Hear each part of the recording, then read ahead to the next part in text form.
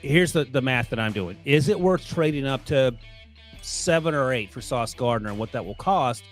Or can the Eagles stay put and maybe move up 2 or 3 spots? You have to get ahead of probably the Vikings at 12 to get Derek Stingley.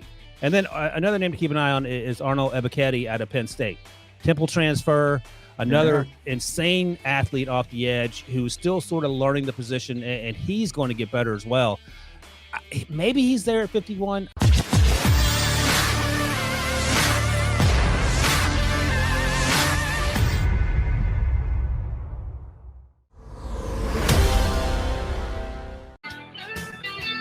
You got your Mac Birds 365 show here on the JAKIB Media YouTube channel. McDonald and McMullen hanging with you. We've got a third party to enter into the mix.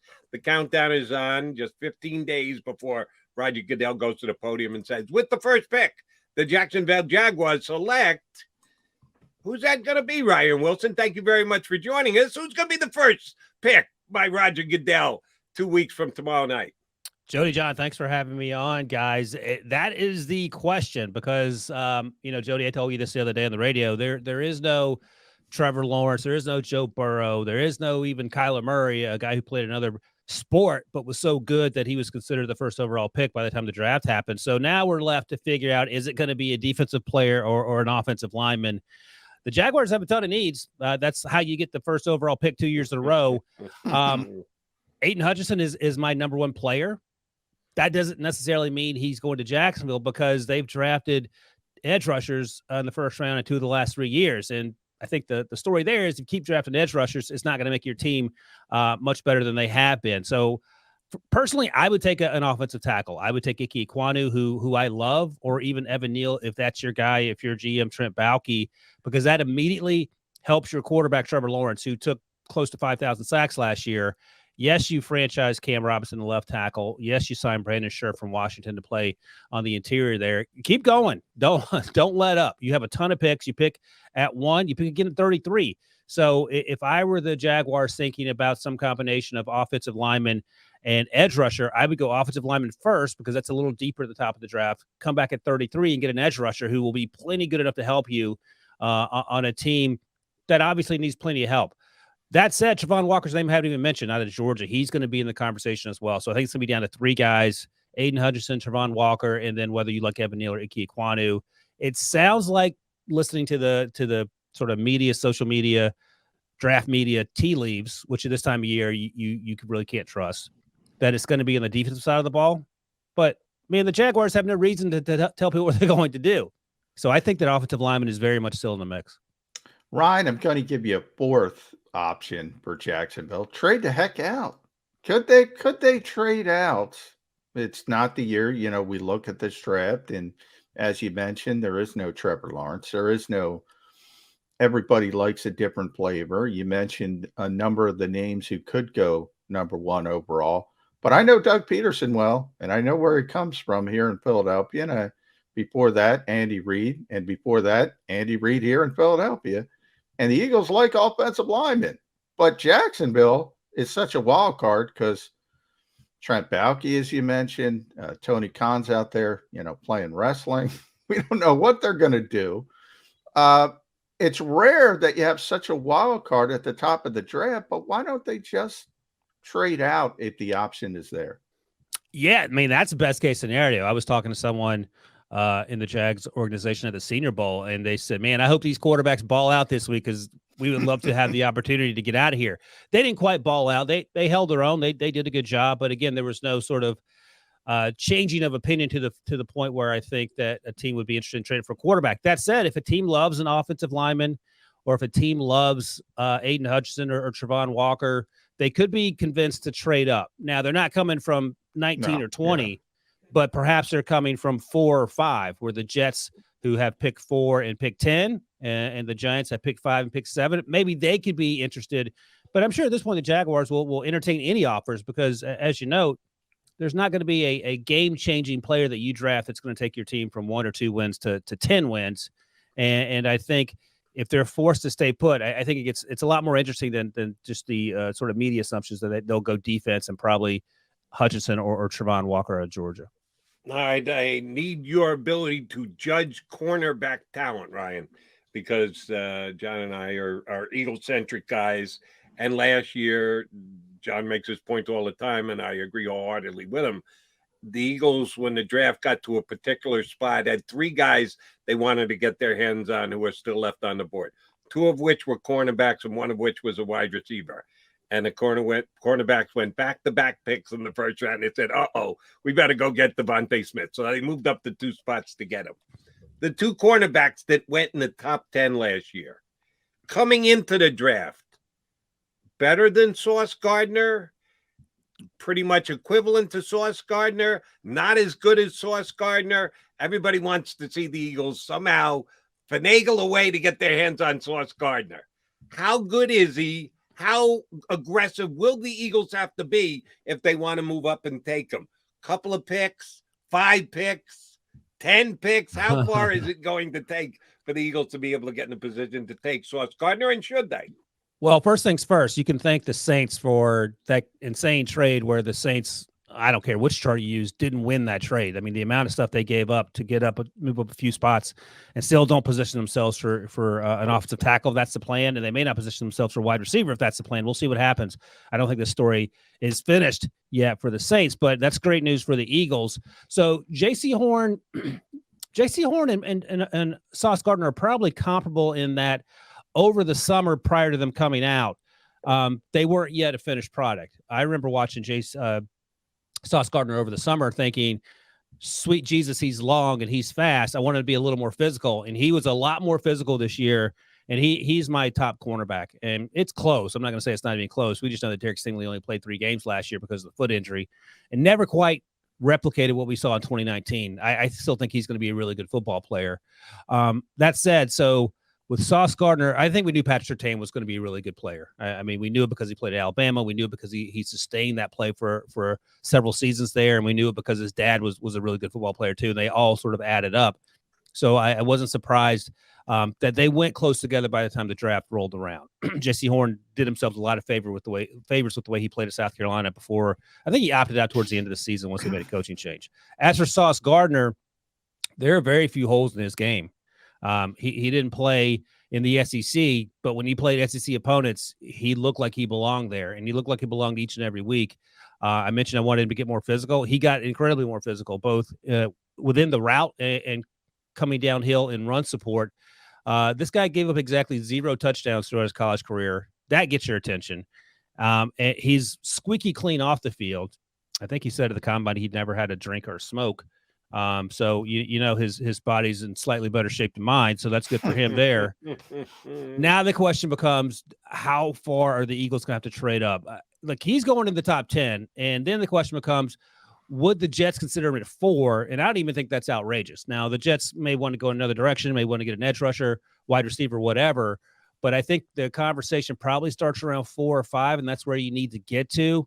If I'm the Eagles, and I did a 3-round mock draft on Monday. I do a mock draft every week until the end of time. But it's a thing, let me tell you. Yeah. But I had them taking Sauce's teammate in the 3rd round, Kobe Bryant. He's not the player Sauce is, but he's a veteran, played 3 or 4 seasons there in terms of starting. Solid player. But again, that's round 3. You would like to do something sooner than that if you really want to fix that problem. So here's the math that I'm doing. Is it worth trading up to 7 or 8 for Sauce Gardner and what that will cost? Or can the Eagles stay put and maybe move up 2 or 3 spots? You have to get ahead of probably the Vikings at 12 to get Derek Stingley. And that's the math that they're going to have to do in the front office there in Philadelphia to sort out. I like Sauce Gardner better, but that doesn't mean that Derek Stingley's not going to be a good football player. And when you're in the process, you're not rebuilding the team. A lot of the picks probably, there'll be some wide receivers taken, of course, for Philadelphia, and then some picks in the secondary as well. So there's not a lot of work to do, but if you covet those picks to the point that you don't want to blow through them all just to get one player, maybe you quote unquote settle for a Derek Stingley as opposed to going up to get Sauce Gardner. I think you can't go wrong with either player. It's just how much are you willing to pay to go get those guys? Well, if you really want to settle, Ryan, you just stay at 15, maybe even 18, and you have a Trent McDuffie or an Andrew Booth, perhaps, that could fall to you. What do you think the drop off between the top two guys you mentioned, Gardner and Stingley, to that next level of McDuffie and Andrew Booth at corner? Yeah, and that's not even really – I don't even think that's settling. That actually might end up being the better play.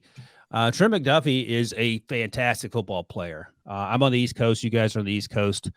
Sometimes we don't watch a lot of Pac-12 football because it starts at midnight, feels like, and those games go on till 3 or 4 in the morning. So a lot of folks probably haven't seen Trent McDuffie play. He is a fantastic football player. He played primarily outside at Washington, but he can play in the slot. And we talked to him at the combine, and he said, man, I'll play anywhere. And you talk to people around that program, and they can't rave enough about how incredibly smart he is.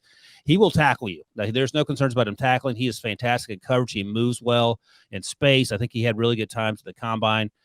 Maybe ran in the 4.4s, I think. And that showed up on tape. I don't think this is settling at all. If you got him in the middle of the first round, he could be gone before then.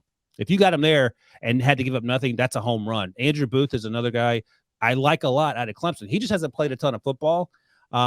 Really good season last year. In fact, he played better than Darian Kendrick, his former running mate at Clemson, who transferred to Georgia. Had a good year, but not a great year, but had a terrible combine, which is going to hurt his draft stock. Andrew Booth is a good young football player, and he's so smooth. And again, when you see these guys, and a lot of times we fall in love with the combine numbers. I'm glad you ran a 4.8, but if you're so stiff in the middle of the field that you can't turn around, it doesn't really do anyone any good. So you have to try to convince yourself to look at not only those combine numbers, but to remember how they played during the season. And Andrew Booth was a great football player. He feels like he could be there in the 20s, only because I think other guys ahead of them will be overdrafted, whether it's edge rushers or offensive linemen or, of course, some of these quarterbacks. But I think those are two guys that could legitimately be there for one or both of those Eagles picks if they decided not to trade up for Sauce or Derek Stingley. And I don't think there's a huge enough drop-off that you could say that Sauce is worth a third-round pick or a second-round pick more than Trent McDuffie to go get him. I would stay put and keep the second-round pick, I think.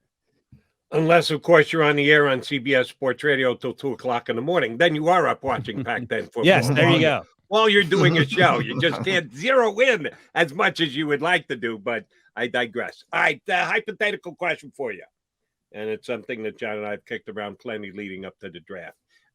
He and I agree that there are 5 edge rushers that are probably going to go in the first 14, 15, 16 picks, and that's where the Eagles' first pick is.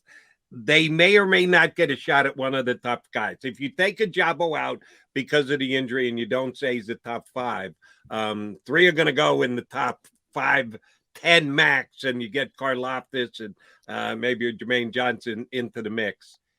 If the Eagles don't get a shot at one of those edge guys, who's number 6? Do you put a Jabo in there, even though you know you're going to have to wait for him to come back from injury and going to roll the dice a little bit? If you think that drops him even further down, who's the next edge rusher for you that the Eagles probably won't take at 15, but may think about taking it 18? I don't know. So the Eagles also pick at 51, the 51st overall in the second round. I don't know if Ajabo will be there. He may end up going late in the first because it's the thing is that the Achilles injuries and the ACLs, we know how players respond from those things because there have been so many of them. They're not like the Tua Tagovailoa hip injury where we have no idea how this is going to play out. So I think that has mitigated some of the concern from NFL teams. But that said, they're those guys, Jameson Williams, the wide receiver, of course, out of Alabama, ACL, and then Ajabo aren't going to go as high as they would have gone. So if we take Ajabo out of the mix, I don't think he's going to be there at 51. You mentioned Jermaine Johnson. I love Boye Mafe out of Minnesota. You do. He's about 260, 265. He plays much lighter than that, and that's not a bad thing. I mean, he's incredibly quick when you watch him play, and he looks like he's 240, but he's a big guy. He has his hands off 2-point stance a lot.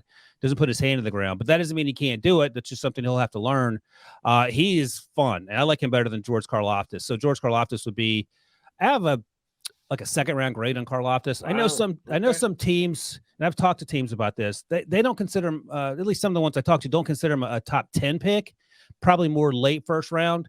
I just thought that he wasn't as consistently explosive as I want him to be. That doesn't mean he can't be. He reminds me a little bit of AJ Epinesa out of Iowa, who's a good football player, went in the second round to the Bills. He's probably a little better than that. So late first round guy. But Look, man, if the Eagles love him and they love him in the middle of the first round, they should definitely take him, because I'm just one dude with an opinion. But Mafe would be my guy after Jermaine Johnson. And I have Jermaine Johnson. My grade on him was like about in the mid to late first round, like the 20 range, just based on all the other players in this draft class. He's a really good football player. Had a great season at Florida State. But I think Mafe is more explosive. And then after that, there's a little drop off to the middle of the second round, whether it's Kingsley Ignagbare out of South Carolina, Myjai Sanders, Sauce Gardner's teammate out of Cincinnati, who was incredibly long. And the first time I saw Sauce Gardner walking behind us in the combine, I actually thought it was Myjai Sanders, because they're both about 6'4" and both weigh about what looks to be about 215. Myjai's up to 230 or something, I think. And then another name to keep an eye on is Arnold Ebiketie out of Penn State. Temple transfer, another insane athlete off the edge who's still sort of learning the position, and he's going to get better as well. Maybe he's there at 51. I'm not sure, but there's been some first round buzz about him. I don't like him that much, but again, I'm just looking at him as a Penn State player. I have no idea what he's going to look like in 2, 3, 4 years, which is obviously what these NFL teams are trying to figure out. Yeah, and the Eagles just had a top 30 visit with Ebiketie. So, and somebody they had in yesterday. So, Ryan, you're an East Coast guy. We're in Philadelphia, so it's a tradition unlike any other. It's April in Philadelphia. I'm not talking about the Masters. I'm talking about they're going to take a wide receiver in the first round of the draft because they have to. Again, they had Jameson Williams in yesterday coming off the torn ACL. What's your favorite flavor at the wide receiver position? I thought you were going to say a tradition unlike any other. The Eagles are not going to draft a linebacker in the first round. Well, that is that too. Jerry Robinson has already popped the cork. I said, he doesn't. You can buy the champagne early. You can't pop it, but they signed Kaiser White, so he can pop it. Right, that's right. Yeah. In terms of the wide receivers, I'm actually okay with them tripling down, I guess. Jalen Reagor, obviously 2 years ago, and then Devontae Smith last year. And I think adding another wide receiver will perhaps take some of the pressure off Jalen Reagor. Maybe this is the year that he performs like that first round pick that they were looking for. So Jameson Williams is my wide receiver one. Obviously, he tore the ACL, so that changed things. He'll be ready to go in November, I would imagine, if there are no setbacks, and maybe he's not 100% until the 2023 season, but 85%, I think it gets you started. Jeffrey Simmons, who was drafted by the Titans a few years ago, the defensive tackle, he went into the latter half of the first round. He's a top 5 talent. He came back in November and was just dominating off that ACL that he tore in February before.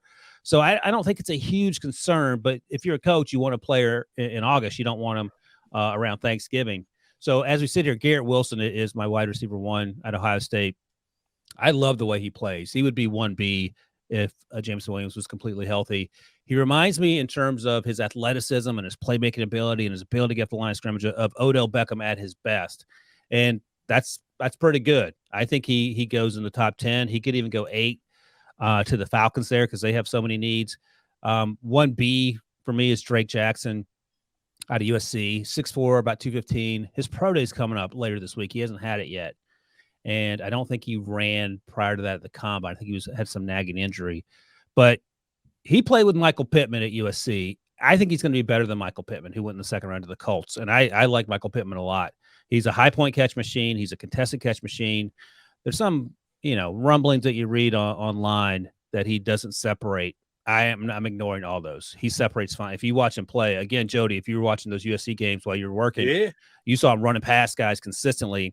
And I was talking to a scout about him a couple months ago, and he said, man, Drake Jackson is, for me, a bigger version of Devontae Adams. Second-round pick, by the way, Devontae Adams.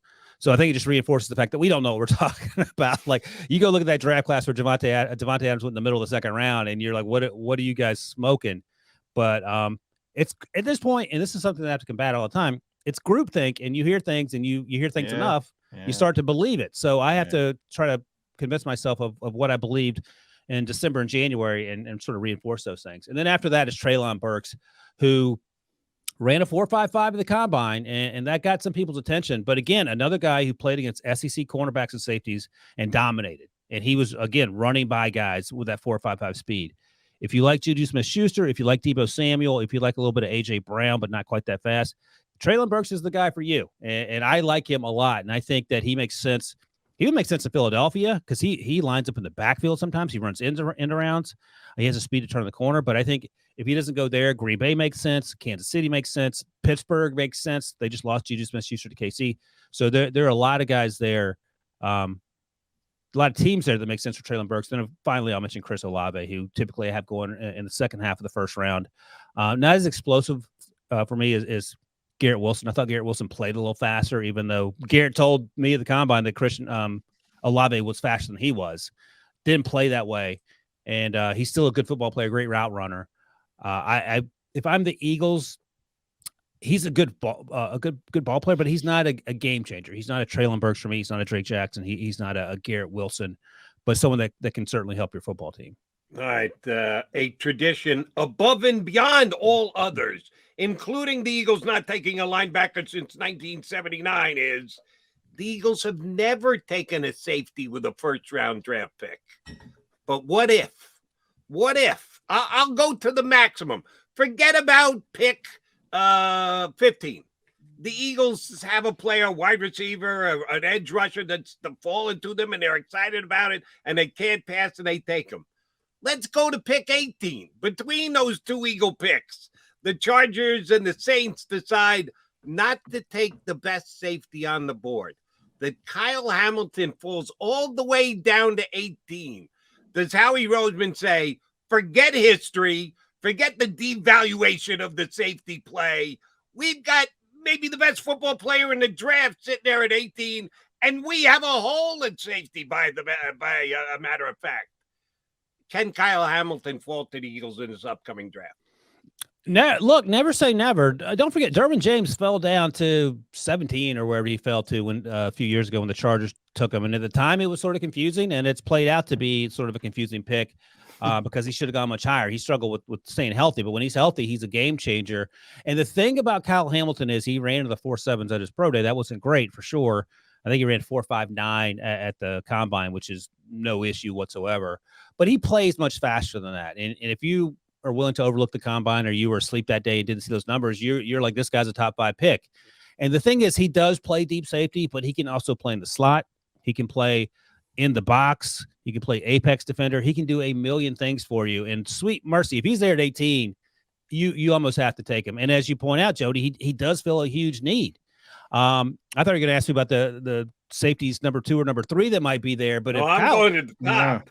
If Kyle Hamilton's there even if he's there at 15 or 16, whichever the first pick is, 15. Yeah, man, you got to think about it, because if it's a Derwin James situation, you're hitting the home run. And again, the issue is health. And I know the safety position, you have to go back to probably Polamalu and Ed Reed to find safeties that were worth top 10 picks, guys that actually didn't go in the top 10 for various reasons. Jamal Adams with that high, he wasn't worth it. He's a good football player. He's not a great football player. Derwin James didn't go in the top 10. Perhaps he should have, but he struggled with health. And after that, Sean Taylor is probably the other guy. But after that, you're sort of searching. And there aren't a lot of safeties that do the things. Like Isaiah Simmons is a guy who is a tweener role. He doesn't play deep safety. The other issue is that the Cardinals didn't really have a plan for him coming out of Clemson. So I think if he goes to Philly or wherever Kyle Hamilton ends up, you have to have a plan for how to use him, because that's a big part of his development and a big part of him having success. But yeah, I love Kyle Hamilton. I don't care about the 40 times. And I would imagine some teams are happy that he ran slow, because that gives them a chance to have a shot at him should he fall outside the top 10.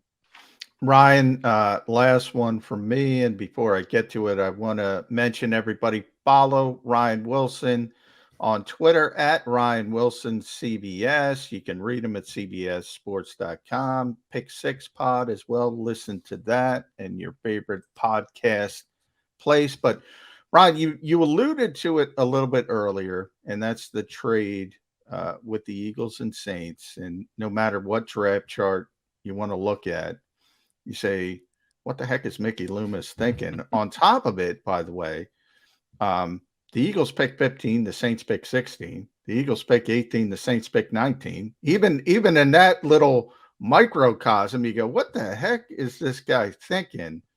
So I want you to pick on put on your Mickey Loomis hat and tell me what he's thinking. Is there another shoe to drop? Is he going after a quarterback?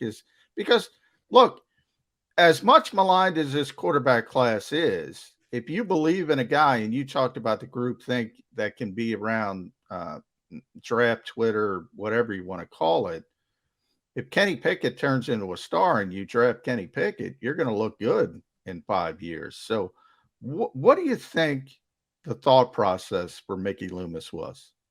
No, that's right. So remember a few years ago when Thomas Dimitroff traded up for Julio Jones and gave up everything, and people were like, this is crazy. They got to win a Super Bowl. They almost won a Super Bowl. So if they had won it, you'd have been like, okay, I get it. It's worth the cost. It didn't work out, and then you sort of question it, whatever.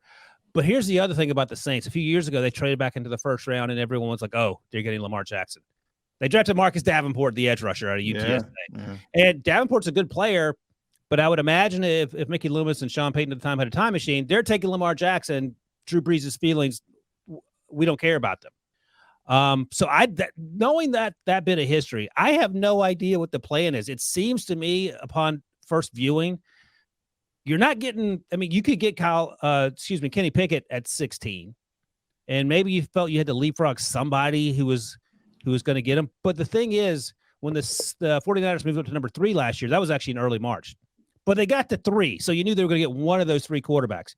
Going to 16, teams can still trade up. There are 15 other picks the teams that want quarterbacks can leapfrog you for, or even if it's an offensive lineman. So knowing that leads me to believe that maybe the Saints plan on packaging some other picks, these 2 first-rounders, whatever picks they have left over that they didn't give to the Eagles, to move up even further to get perhaps an offensive lineman, because they lost Teron Armstead to Miami. He's a big part of why that offensive line was so good. After the first 3 offensive linemen, Evan Neal, Ike Kwandu, and Charles Cross, there's a little bit of a drop-off, whether it's Trevor Penning or Bernard Raymond or Daniel Baalele or Tyler Smith or whomever your guy is. Maybe the Saints feel like they have to move up for that.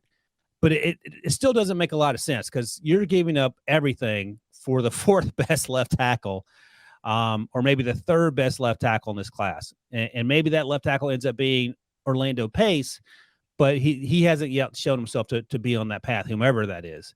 So it's curious to me. And I think the good news is it's going to make draft night more exciting, because we got to figure out what's going on. Because if they stay put and take the 4th best tackle and then take a wide receiver, it makes no sense. It makes no sense giving up all they gave up for that. And it's great news for Eagles and Eagles fans, because they got a draft haul for a team to move up a couple spots to take the 4th best tackle. So, Ryan, my final question is one I like to throw out there, because it's a hanging curve for a guy like yourself, who seems like obligated to put out a new mock every 12 hours or so. And you're staying on top of everybody else's mock stuff.